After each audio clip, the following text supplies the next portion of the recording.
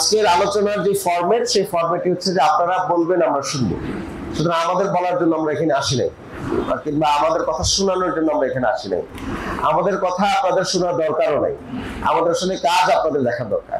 তো সেক্ষেত্রে আপনারা বলার পরে আমরা এটা নোট করে নিয়ে যাবো, যাওয়ার আগে কিছু প্রায়োরিটাইজ করবো যে কোন কাজগুলো আমরা আগে করব, কোন কাজগুলো পরে করব। তো বেসড অন দিস প্রায়োরিটি আপনারা আমাদেরকে অ্যাকাউন্ট করতে পারবেন।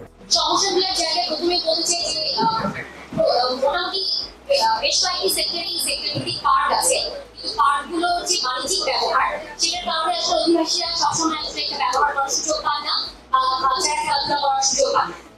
এবং দেখা যায় যে এটা পার্কগুলো যে সময় খোলা থাকে সেটাও দেখা যাচ্ছে যে অধিবাসীদের সুবিধাজনক সমস্যা খোলা থাকে। বিশেষ করে হচ্ছে যে অভিভাবকরা মারা হচ্ছে বাচ্চাকে নিয়ে স্কুলে যান, স্কুলে নেওয়ার পরে তারা হয়তো কিছুক্ষণ অপেক্ষা করেন বাচ্চাটাকে আবার নিয়ে আসার জন্য, সেই সময়টা তারা পার্কে বসতে পারেন। সকালবেলা যারা ডায়াবেটিস রোগী তারা প্রাতঃভ্রমণে বের হন, এমনি স্বাস্থ্যের জন্য বের হন, রাতের বেলা হাঁটতে বের হন। কোন জায়গাটাকে আমরা সুন্দর করলে সেই জায়গাটা পাবলিক স্পেস হিসেবে সকলের জন্য ব্যবহারযোগ্য হবে। আপনাদেরকে যে কাগজটি দেওয়া হয়েছে সেখানের মধ্যে আপনারা যদি লিখে দিতেন, তাহলে সেই জায়গায় আমাদের ল্যান্ডস্কেপ ডিজাইনার যারা তারা গিয়ে দেখে আপনাদের সাথে কথা বলে একটি ডিজাইন করবে, এবং সেটা আমরা খুব দ্রুততম সময় আপাতত এটা করতে চাই। 10 নম্বর সেক্টর খিদ্দির খাল, এটা বর্ষা উৎপাদনের জন্য একটা খুবই সুইটেবল জায়গা। Most important thing is that যে খিদ্দির খাল যে পানিটা, এই পানিটা প্রবাহমান নয়। খিদ্দির খালের সুইচ গেটটি ওপেন, আপনারা বলেছেন খিদ্দির খালের সুইচ গেটটি ওপেন, আপনারা হয়তো জান নাই। খিদ্দির খালের সুইচ গেটটি ওপেন, এটা যখন বন্ধ যেন না করা হয় সেজন্য আমি এক্সিলেশনকে আমি গত পরশুদিন বলেছি, এবং উনি নিশ্চিত করেছেন খালের সুইচ গেটটি ওপেন এবং এটা বর্ষাকালে ওপেন থাকবে।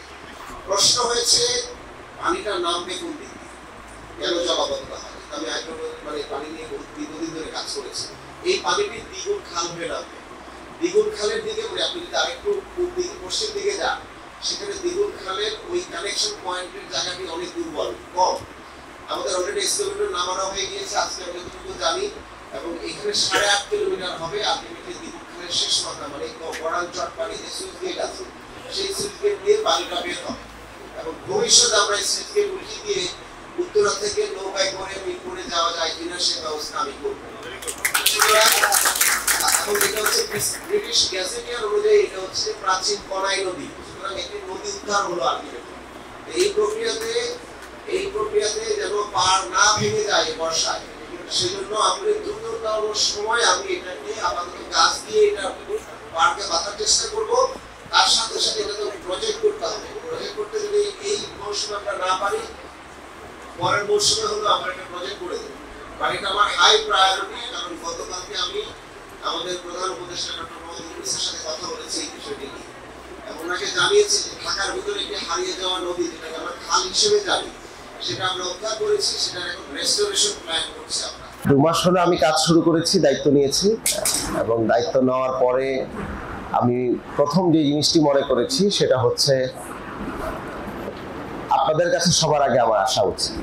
কারণ আপনাদের প্রবলেমগুলো কি, কিভাবে এই সমস্যার সমাধান করা যায়, কোনটা আগে আমরা করব, কোনটা পরে করব, কোনটা প্রায়োরিটি কি করব, এগুলো আসলে স্থানীয় পর্যায় থেকে যদি আমরা না শুনি, আমরা আসলে সমাধানগুলো টেবিল থেকে আমরা যে সিদ্ধান্ত দিব সেই সিদ্ধান্তটি রাইট নাও হতে পারে।